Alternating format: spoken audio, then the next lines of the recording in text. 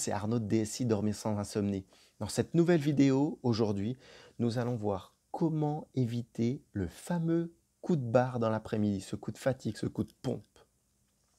Nous allons voir même 15 astuces pour éviter ce coup de pompe. Je m'appelle Arnaud, j'accompagne les femmes et les hommes pour reprendre leur nuit en main et vivre pleinement leur journée. Et toutes les vidéos que je fais, c'est pour vous aider déjà dans cette démarche. Alors, la première solution qui peut paraître simple, ce sont des étirements. C'est assez instinctif. Parfois, quand on est fatigué, on s'étire, quand on a ce petit coup de barre, mais ça peut être très bénéfique. Alors, ça peut être autant les bras, le dos, la poitrine, le torse, les jambes. C'est au ressenti de chacun. Mais vous verrez que parfois, en vous étirant, comme je disais, c'est instinctif, hein, parce qu'on le fait naturellement, mais il peut vraiment y avoir un bonus. La deuxième chose, c'est au niveau du déjeuner. Il vaut mieux privilégier les protéines plutôt que des glucides lourds. Alors, je m'explique. On va avoir deux exemples. Le premier, c'est par exemple, il vaut mieux prendre une salade au thon sans pain plutôt que prendre un sandwich au thon. Un sandwich tout préparé déjà. Ça sera beaucoup plus sain, ça sera meilleur aussi pour votre corps et pour vous éviter d'être somnolent dans l'après-midi. La deuxième chose, si vous êtes plutôt salade, préférez plutôt une salade avec de la dinde, de l'œuf, voire des petits cubes de fromage, plutôt qu'une salade de pâtes. Là encore, on retombera sur les glucides. Alors, si vous faites du sport, si vous avez prévu de faire du sport, oui, vous pouvez prendre des glucides comme ça, il n'y a pas de problème. Mais si vous êtes assis à un bureau, si vous avez un travail plutôt sédentaire, faites très attention à votre nourriture pour le déjeuner. C'est super important.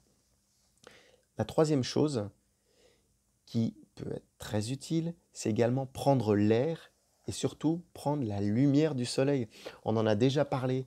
Si vous pouvez sortir de cette habitude du bureau fermé dans un endroit clos, voire souvent sombre, ça va être très bien de reprendre la lumière. Pourquoi? Parce qu'au moment où vous allez être somnolent, vous avez un peu de l'hormone du sommeil qui commence à être sécrétée, la mélatonine. On en a déjà parlé.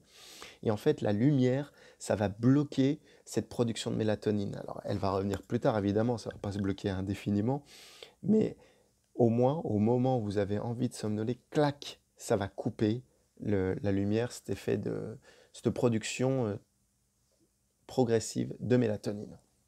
Et puis également, ce qui est bien avec la lumière du soleil, c'est que ça peut vous amener de la vitamine D qui est également excellente pour la peau. Surtout que là, on va arriver en été, donc voilà. La quatrième astuce, ça peut être de stopper ce que vous êtes en train de faire au travail. C'est-à-dire si vous avez une routine, si vous faites les mêmes tâches tout le temps, au bout d'un moment, boum, le coup de barre va arriver aussi. Alors, si vous la faites, que ça soit pendant des heures, n'hésitez pas aussi à changer avec autre chose. C'est-à-dire plutôt que de faire cycliquement toujours la même chose, ajouter d'autres tâches que vous n'avez pas l'habitude de faire ou que quelqu'un peut vous proposer de faire. Ça peut vous éviter de rester dans cette routine qui va vous endormir. Donc voilà, ça va et automatiquement, vous allez rester donc plus éveillé. La cinquième chose, ça peut être désencombrer et ranger. Alors, sur deux choses. La première, ça peut être désencombrer votre bureau. Souvent, si vous êtes à un bureau de travail, vous allez avoir des affaires à droite, à gauche. Le fait de désencombrer le bureau va déjà un peu vous réveiller. Et la deuxième chose, c'est désencombrer sa boîte mail. Alors, plutôt au travail, puisque là on parle de travail, entre midi et deux, ou si vous êtes chez vous même, votre ou vos boîtes mail de pro ou perso je dirais, à effacer ou à regarder en fait, hein. Vous m'avez compris, j'arrive plus à trouver les mots, je suis désolé.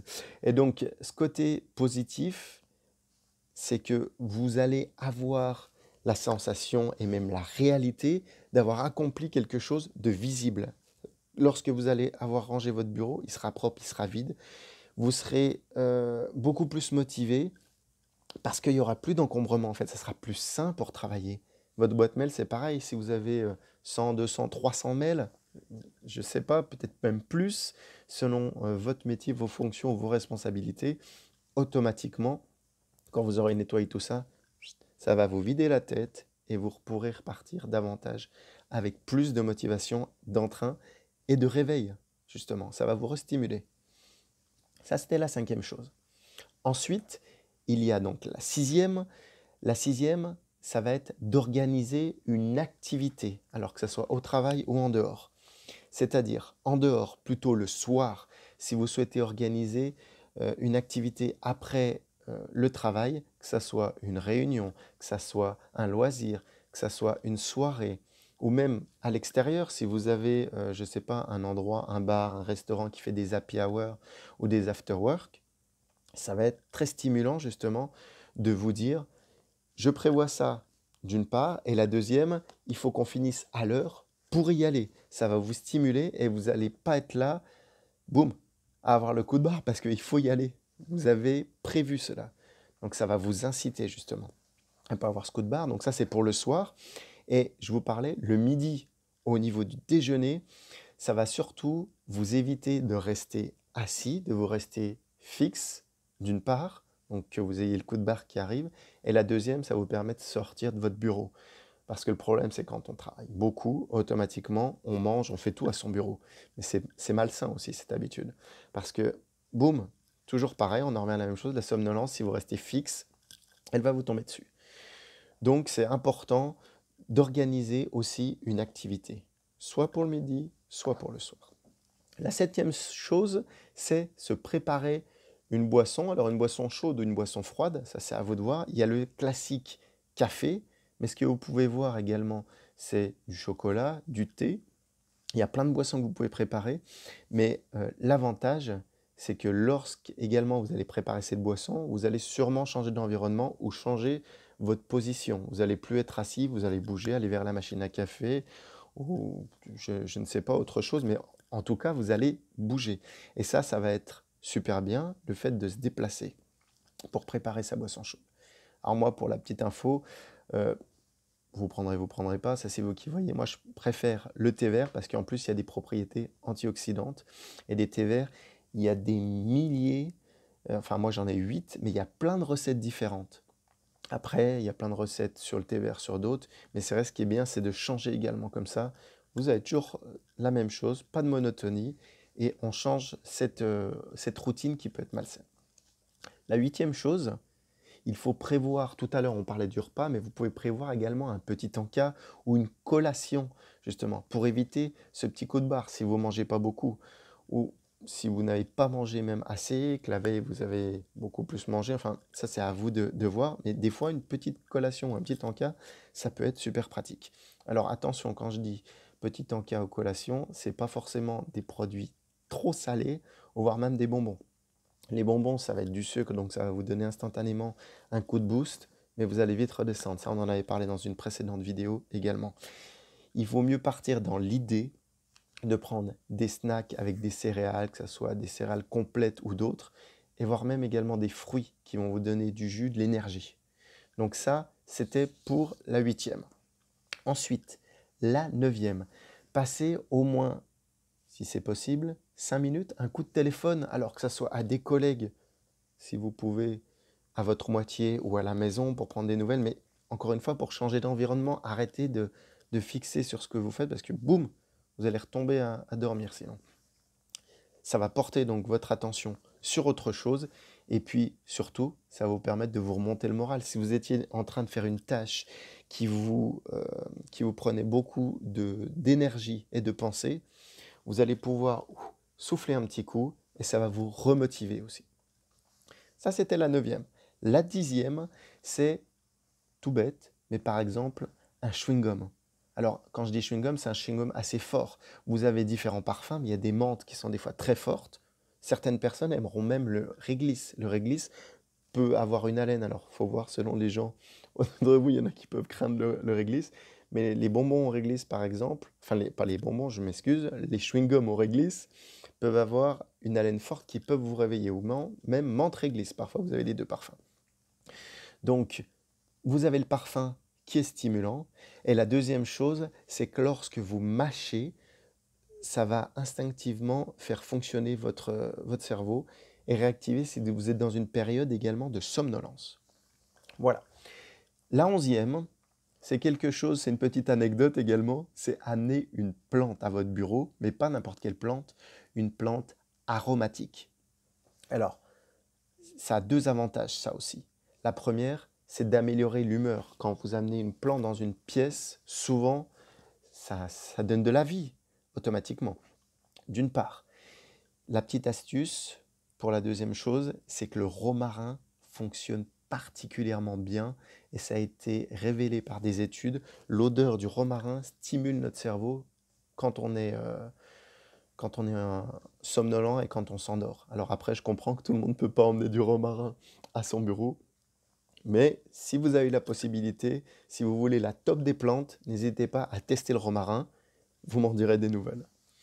Et également, si vous n'avez pas de place au bureau pour poser une plante, aussi petite qu'elle soit, alors même si c'est un mini cactus, c'est vrai que ça n'aura pas le même impact, mais vous pouvez utiliser des huiles essentielles. Vous mettez 2 ou 3 gouttes d'huile essentielle dans la main, que ce soit de l'huile essentielle de citronnelle où il y en existe tellement, pourquoi pas également du romarin, comme je vous en parlais juste avant. Vous mettez entre les mains, vous sentez vos paumes, ça va vous redonner un petit regain de vitalité, un petit sursaut de peps. Donc voilà, ça vous pouvez le tester également. Ensuite, la 12e. La 12e, c'est mettre de la musique. Alors de la musique plutôt dynamique, de la musique, soit vous la mettez en grand si vous avez un bureau fermé, ou sinon, vous pouvez la mettre avec des écouteurs pour qu'elle soit bien personnalisée, que vous embêtiez personne, et au moins vous pouvez mettre le volume que vous voulez pour vraiment vous réveiller. Ça, c'est une astuce très utile aussi et qui peut être portée sur soi, j'ai envie de dire, même si vous vous déplacez ou quoi. La 13e, je vais être un petit peu méchant, mais c'est se bouger les fesses. Automatiquement, si on reste assis sur sa chaise, on va rien faire. Alors, je ne vous parle pas non plus de danser, c'est pas ça la chose, mais se déplacer en faisant d'autres tâches ou même rester debout pendant un petit moment, revenir s'asseoir, faire des tâches comme ça va être bon parce que également ça va stimuler la circulation sanguine dans votre corps. Donc ça va vous faire du bien également. La 14e chose, l'avant-dernière, ce sont des exercices isométriques. Ça, je l'ai appris dernièrement. Je ne sais pas si vous connaissez les exercices isométriques. En fait, ça consiste en deux choses. La première, c'est tendre les muscles. Et la deuxième, c'est maintenir pendant 5 à 10 secondes cette tension dans vos muscles. Alors, ça peut s'utiliser sur différents muscles du corps. Après, le principal, c'est les bras et les jambes. Ça a deux avantages, ça aussi. Le premier, détourner votre attention quand vous étiez en train de faire quelque chose. Vous concentrer, c'est un petit peu comme l'étirement qu'on a vu tout au début. Mais sauf que là, vous avez de la tension quand vous étirez. C'est un petit peu plus physique, j'ai envie de dire. Et la deuxième, c'est que vous allez pouvoir monter en énergie dans votre corps.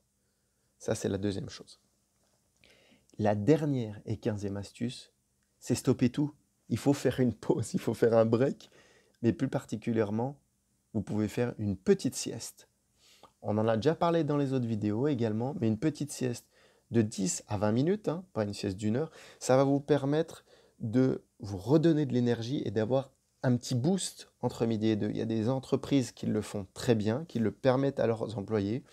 Mais si vous pouvez faire une petite sieste, que ce soit dans votre voiture ou dans un endroit calme, n'hésitez surtout pas à soit mettre un bandeau, je ne sais pas, une manche de chemise ou quelque chose sur vos yeux pour minimiser la lumière. Ça aussi, on en a parlé dans une précédente vidéo, pour bien faire une sieste. Alors, je vais vous récapituler les 15 parce que ça fait quand même beaucoup. Dans la première, on a parlé des étirements. La deuxième, au niveau du repas, plutôt manger des protéines. La troisième, prendre l'air et la lumière, s'oxygéner, prendre la lumière du soleil pour couper la mélatonine. La troisième, éviter d'avoir une routine, de faire toujours la même tâche. La troisième, faire un peu de rangement, que ce soit sur votre bureau ou sur vos emails. La sixième, organiser une activité donc pour le soir ou même pour le déjeuner. La septième, se préparer donc une boisson, plutôt une boisson chaude, qui vous revitalisera davantage. La huitième, un petit encas ou une collation. Neuvième, passer un petit coup de téléphone, rapidement, ça peut changer les idées. La dixième, c'était le chewing-gum fort. La onzième, la fameuse plante, la plante plutôt aromatique, avec les odeurs, ça stimulera davantage. La douzième, la musique. Ensuite, se bouger les fesses, pas rester fixe. Quatorzième, les exercices isométriques. Et la dernière, la petite sieste. Voilà. J'espère que cette vidéo vous aura plu. Si vous avez aimé, n'hésitez pas à liker. Si vous n'avez pas aimé, mettez un pouce à l'envers. N'hésitez pas aussi à me mettre des commentaires si vous voyez des points ou des choses à améliorer ou même des choses que vous connaissez. Et enfin, n'hésitez pas à me contacter, que ce soit par Facebook ou en message personnel en MP, pour que l'on puisse intégrer tout ça à votre routine et également passer une bonne nuit pour exploser vos journées. Je vous remercie et je vous dis à bientôt. Ciao, bye bye.